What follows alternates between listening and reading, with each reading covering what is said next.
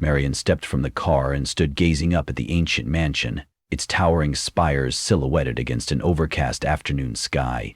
Thick ivy clung to the walls, creeping upward and draping over old windows. The building had an air of solemn grandeur, a piece of history that seemed caught between centuries. She was both fascinated and intimidated. Every rumor she'd heard about this place rushed through her mind in an instant. Her great-aunt had left her the mansion in a will, along with a cryptic admonition not to disturb the Hall of Masks. Truth be told, Marian almost forgot about that odd note in her aunt's bequest. She had read the will in a hurry, scanning the lines for legal details and real estate updates. Then came that ominous final paragraph. Keep the doors locked, under penalty of your own transformation. The words remained lodged in her brain, even more haunting because she had no context for them. Still, she had come prepared with curiosity along with the keys, determined to unravel the house's secrets, no matter how strange. Inside, the foyer was dim and smelled of long-neglected furniture and fading wallpaper. Threadbare rugs sagged beneath her feet. She found herself hesitating as she flipped on the flashlight she'd brought, ignoring the overhead chandelier. The electricity was on, at least in some diminished capacity, but she preferred to see the mansion in its raw state. She wanted no illusions that its flickering bulbs might provide. She drifted through corridors lined with oil paintings of severe, unsmiling faces. Generations of the same austere family glared at her as she passed, eyes following her across the thick carpets. Each face was cast in gloom, as though disapproving not just of her presence but of any living soul. She felt a chill in her spine, but she pressed forward. She had come here with intention. If there was indeed a mysterious Hall of Masks, she would find it. The caretaker, an elderly man named Wells, arrived soon after. He emerged from one of the dim hallways, an oil lamp in hand. His face was gaunt, eyes sunken, but he carried himself with a subtle dignity that Marian admired instantly. She asked if he knew anything about a Hall of Masks. "I do," he replied with a slight incline of his head. "But I'll warn you now, it's not to be trifled with." She waved aside his caution. "I've read rumors. Something about masks that seal away the personality of whoever wears them?" Wells turned thoughtful. "That's the legend. Or one version of it. Some say each mask stores the essence of a previous owner's qualities, turning anyone who wears it into that person's shadow. Others say the masks take from you. You lose pieces of yourself that you might never get back. At least, that's what we've heard around here. The family who built this place were said to dabble in certain esoteric practices." Marian tried to steel herself, though a faint trembling troubled her hands. "I see," she said softly. "And where is this Hall of Masks?" He gave her a quizzical look, as if considering whether to divulge the secret. Eventually he led her up a curved flight of stairs, through a corridor to a latched door. "It's within," he said, producing an old key from his coat pocket. He held the key out. "I was instructed never to enter. Perhaps I've just kept the promise I made to your great-aunt. But it's your house now." She felt the rusted key's cold metal between her fingers. Painted on the door's wood was a series of interlocking shapes, a pattern that hinted at centuries-old artistry. She fit the key into the lock, half expecting to feel something supernatural pulsing beneath her hand. The door groaned open. A dusty corridor stretched beyond, culminating in an arched entryway. An uncanny hush hung over it, a deeper silence than the rest of the house, as though even the usual creaks and sighs of an old mansion dared not intrude. Intricate carvings of theatrical faces lined the walls, each parted mouth revealing glimpses of the corridor beyond. She found herself drawn toward these carvings. As she approached, she peered at one carefully. The carved face was contorted into an expression of raw anguish. Another displayed a barely contained rage. Yet another showed an eerie blankness, sheet-like and vacant. At the end of the corridor she came to a heavy set of double doors. The wood was elegantly carved into the shapes of overlapping masks, comedy and tragedy side by side. She pushed gently, and the doors slid inward with the scrape of ancient hinges. Within was a vast gallery lit by tall, arched windows. Slivers of twilight glimmered on glass display cases that encircled the chamber. Inside these cases hung half a dozen exquisite masks of varying shapes, each perched on a stand. A sign above the largest case read, "Beware, the Mirror of Souls." Marian's breath tightened. She slowly approached the first mask. It was a half mask of porcelain white, with an intricately painted pattern of swirling gold lines. Despite the quiet environment, she almost thought she heard whispers whenever she near it. Her initial impulse was to trace the pattern with a fingertip. The caretaker's warnings echoed in her head, so she resisted and moved on. Another mask had the shape of a classical tragedy. Large, hollow eyes and lips carved into a silent scream. That one gave her a distinct chill, an instinctive wariness. And toward the end of the display was a brassy mask, reminiscent of an ancient knight's visor, but hammered thinner, more delicate, as if fashioned not for protection but theatrical display. Each mask, distinct in style, emanated its own aura, as if alive in some intangible way. Curiosity turned stubborn in Marian's mind. She would not be scared off by legends. She reminded herself that fear was the easiest way to stoke a rumor's power. She hardly noticed her fingers grazing one of the glass cases, pushing it open. The latch gave a slight click. The mask inside demanded her attention. It was a subdued shade of silver, shaped in the style of a timeless Venetian masquerade. Beautiful filigree twisted around the eye holes. Beneath the dusty glass, this mask somehow gleamed. She heard footsteps behind her and spun. It was her friend Alec, who had shown up earlier, promising to help her move some heavy boxes. She'd left him on the ground floor, exploring, but here he was, looking pale and uneasy. "What have you found?" he asked quietly. "It's the Hall of Masks," said Marian, gesturing around the room. "And the caretaker says we should be careful." Alex surveyed the circle of glass cases. "Creepy," he whispered. Then, drawn by an invisible lure, he edged toward the silver filigree mask. He laid a hand on the open case. "You opened this one?" She nodded, uncertain how to feel.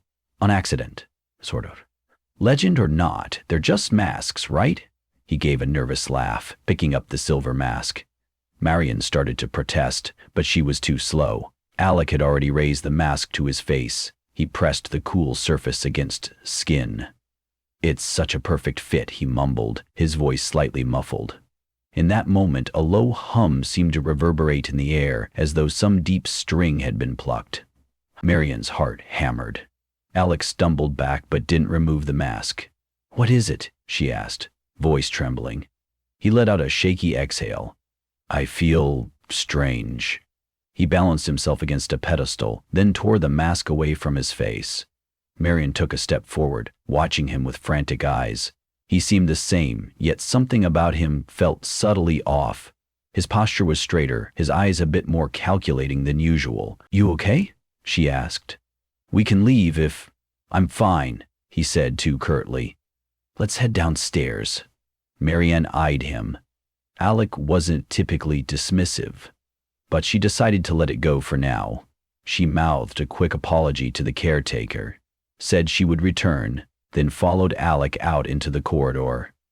She realized she still held the silver mask.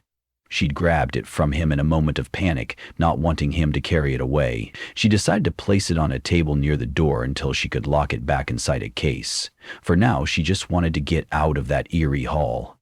The next few days, Alec began to act unpredictably. Not overtly menacing, yet sharper in manner than usual. Once friendly and easygoing, he displayed abrupt mood swings. Marian thought perhaps it was stress from the move or the atmosphere of the old mansion. But she couldn't shake the sense that it had something to do with the mask. He would wander off at odd hours, refusing to explain himself. He'd snap at her over minor disagreements. Worst of all, his gaze often drifted to the Hall of Masks door. One morning, she found him in the library, poring over old manuscripts. He barely glanced up at her approach. "You're up early," she ventured.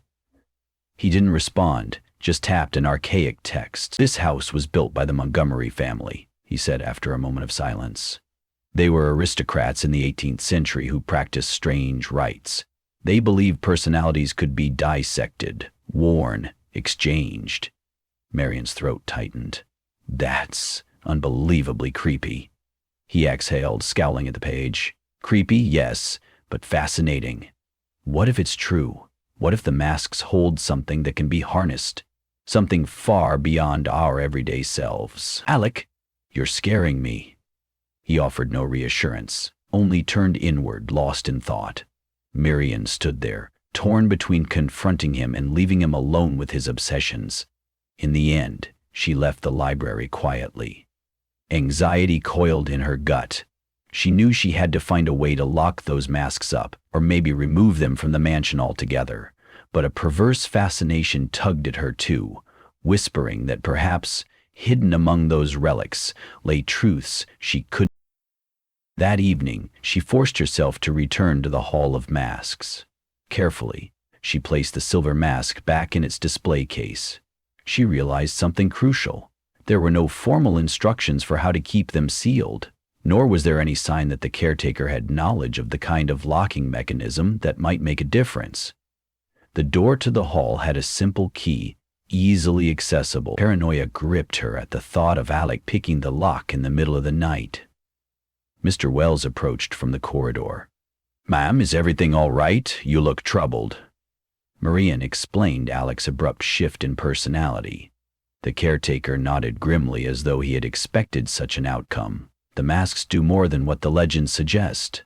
They don't merely steal traits. They can awaken qualities in a person that either lay dormant or were entirely absent. It can change you. Then how do we reverse it? He let out a weary sigh. The old stories speak of only one way. The afflicted must willingly remove the mask and reject the transformation. But if the mask claims them fully, they might not want to reject it. He only wore it for less than a minute, Marion said, voice cracking. Is there a chance it was enough to? Wells's silence was answer enough. Marion felt tears threaten her composure. The caretaker wrapped the case with chain and padlock, an extra measure of security.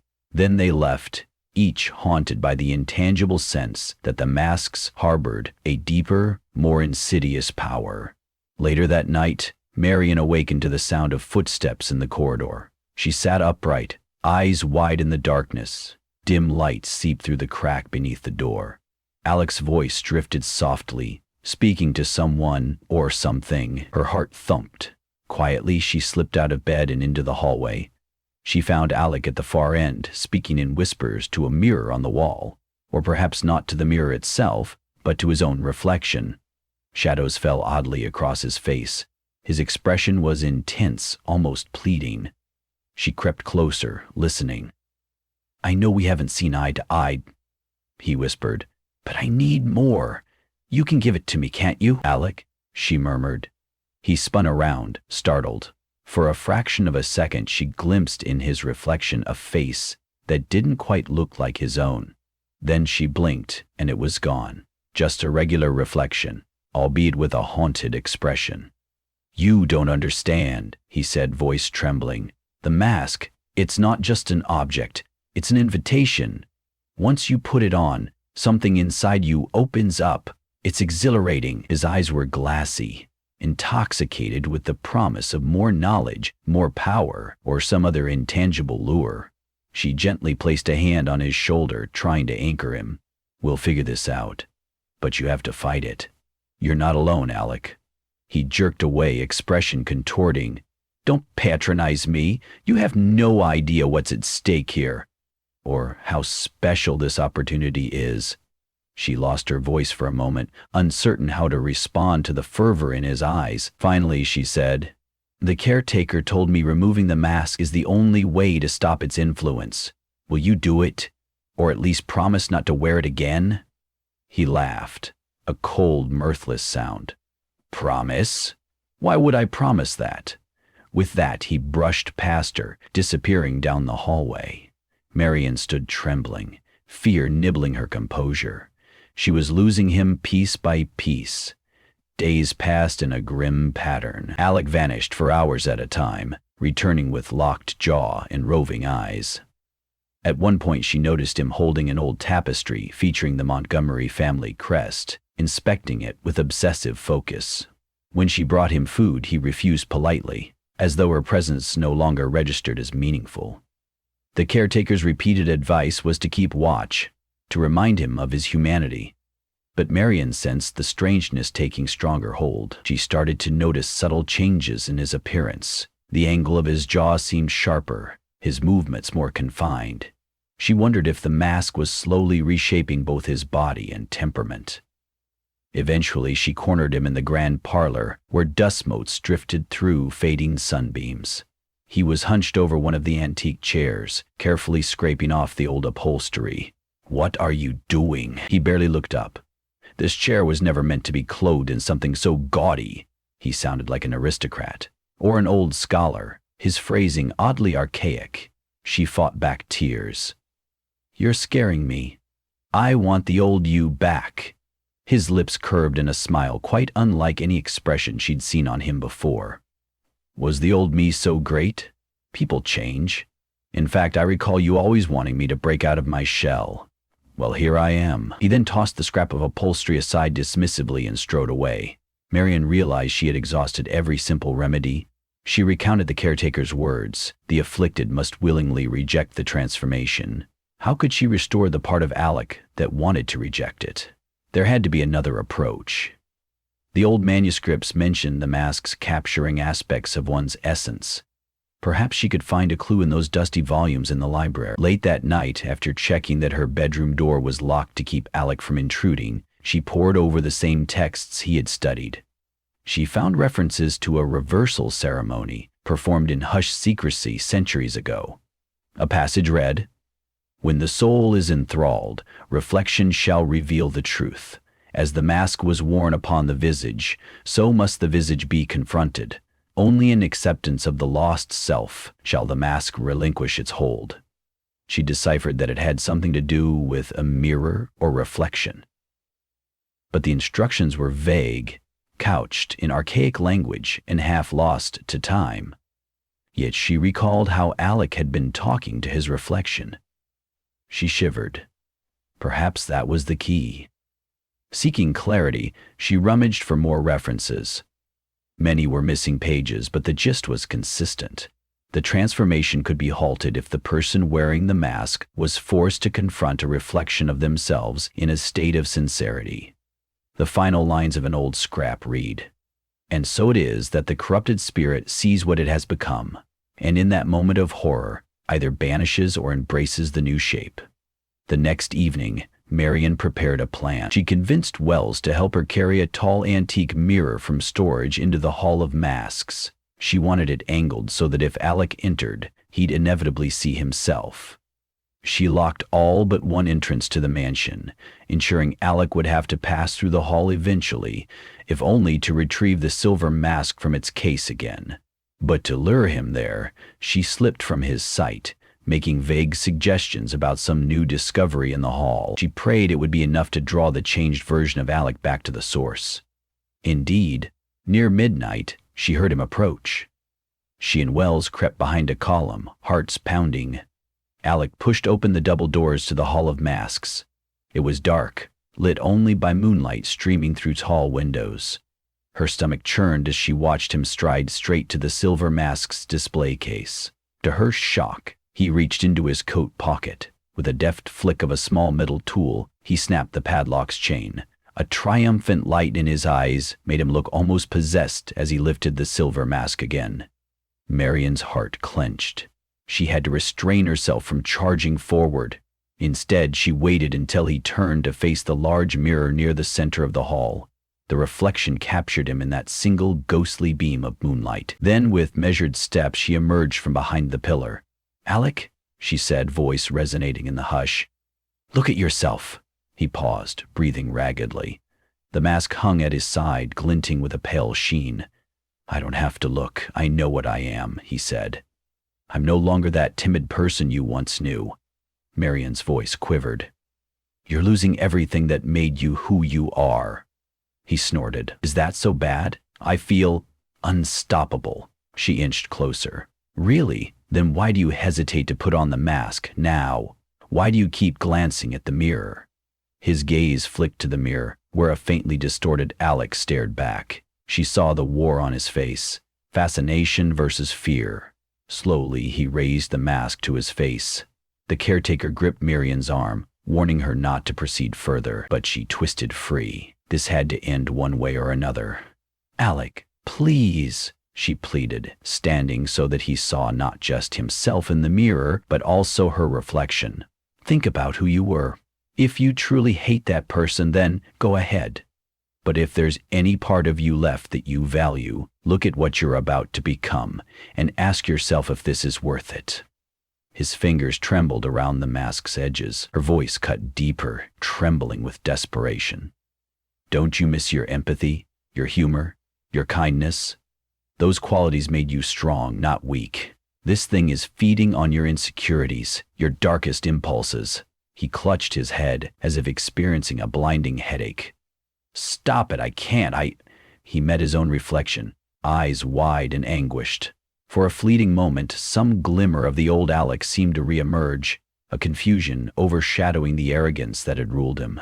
"Marian," he whispered, "it's in my head. Every time I think, I hear it respond. It wants me to finish what I started." She stepped beside him, guiding his trembling hands away from the mask. "Let it go," she breathed. He lifted his eyes to the mirror again. This time, he saw not the proud, fearless brand of himself, but a gaunt expression that mirrored a stranger's face. It was as though a piece of another person had melded with him. His complexion was slightly off, an unnatural pallor. His features had hardened unnaturally. A strangled cry tore from his throat. He raised the mask slowly, but now it was not to don it. He aimed to hurl it against the marble floor. The caretaker lunged forward, perhaps to stop him, but Marian held Wells back. They watched as Alex slammed the mask down. A splitting crack reverberated through the chamber. The silver shattered, scattering fragments that glinted like shards of a metallic mirror. At once, the humming presence in the hall ceased, replaced by an eerie silence. Alex staggered and nearly collapsed. Marian rushed forward to steady him, fear racing in her pulse. She stared at his face, searching for some sign that he was himself again. His breathing was ragged, sweat beading on his brow. A flicker of awareness dawned in his eyes. She exhaled a trembling breath, tears gathering. He pressed her hand in mute gratitude, then let his gaze drift to the shattered fragments. "I thought it would give me strength," he murmured. "But it was twisted, a strength that wasn't mine. It was devouring who I was." The caretaker stood behind them, his expression solemn. "We must clean this up before the mask can reassemble its hold. Sometimes these objects can magically restore. Even if they don't, the shards themselves might retain a spark of that dark presence." All three knelt in silent cooperation, sweeping the fragments into a cloth. Marian found her hands shaking, fear and relief swirling in equal measure. Once they were collected, the caretaker took the bundle of shards, promising to bury them in a place known for neutralizing curses, and abandoned well, on the grounds that had been lined with a protective metal. Marian nodded gratefully, trusting his expertise.